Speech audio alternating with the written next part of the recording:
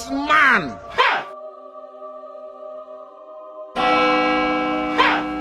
Urakaza neza mu rubanza.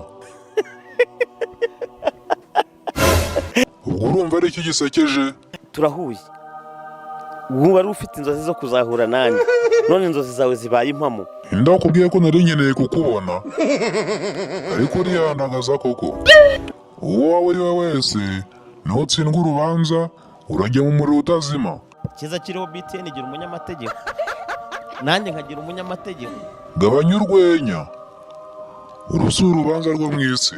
Nutsindwa urubanza, urajya mu muriro. Ko ntibishoboka ntibyambaho. Sawa biragaragara.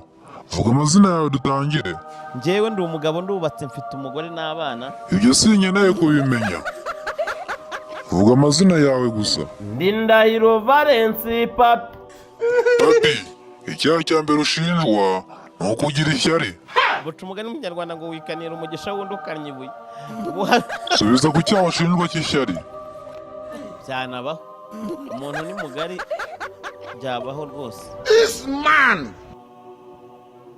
Ishyari ryatumye Gahina ajya kwica Abeli. Ari abavandimwe. Gusa urumva ishyari ritaratangiye kera. Iki cyaha kiraguhamye.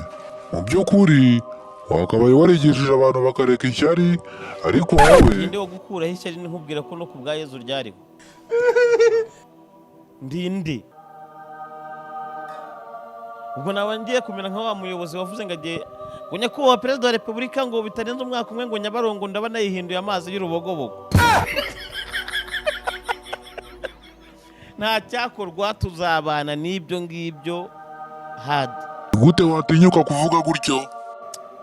Ibyo byose bikurwaho no gusenga. Yego koko, icyaha cya kabiri ushinjwa ni ukutigeze usenga ukiri ku isi. Niyo mpamvu ijambo rivuga ngo nukore nshobozwa byose na Kristo imbaraga.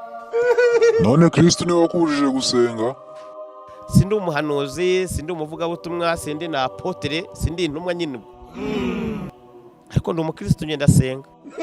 Kuba waragaragaye mu rusengero byonyine ntabwo byaguhesha ijuru.